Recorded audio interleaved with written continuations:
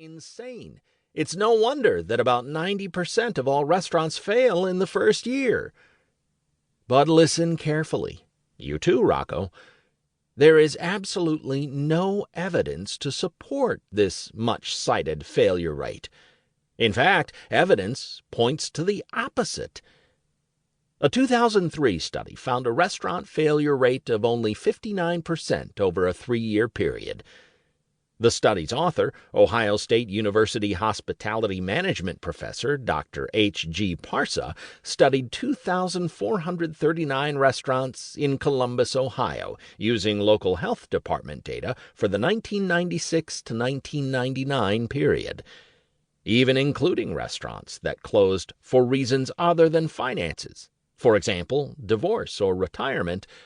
Parsa found failure rates of only 26% in the first year, 19% in the second, and 14% in the third.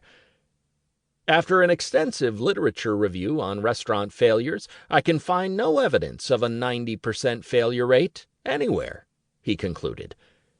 What? However, those nattering nabobs of negativism still aren't satisfied. Columbus, Ohio doesn't exactly have the same competition as New York or San Francisco, nor even the challenges faced in Washington, D.C. or Portland, Oregon. Well, these findings are consistent with an earlier study by Professor Chris Muller of the Cornell University School of Hotel Administration. He found that approximately 33% of all restaurants in the United States fail in the first year of operation. That's a far cry from 90%. Another 33% of those remaining fail in the second year. But once past that crucial starting period, 65% of the restaurants that make it through their third year will survive for 10 years. Professor Muller's study also found that only 10% of franchised restaurants failed in the first year, and 85% were still operating under the same ownership after 5 years. More encouraging is the Dun & Bradstreet survey of businesses that went bankrupt or closed with unpaid obligations between 1920 and 1998. It found that eating and drinking places had a failure rate of only about 1.06%. The fact is, not only do restaurants not have the highest failure rate of all businesses, they actually compare exceedingly well.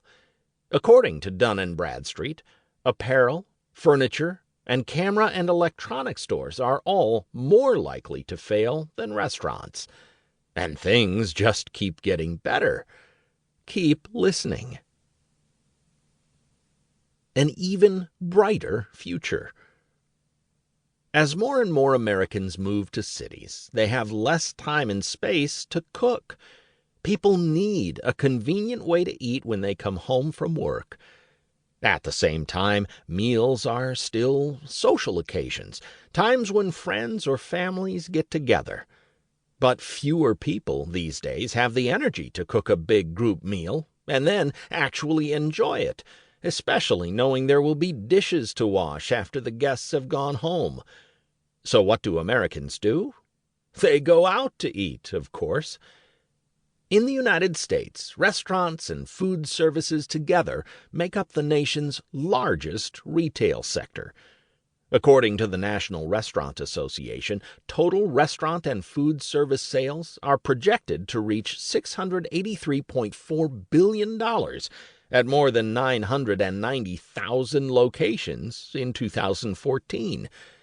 What's remarkable about these numbers is that despite the Great Recession, which started in late 2007, restaurant sales would have increased by $146.4 billion, and 90,000 new locations will be added.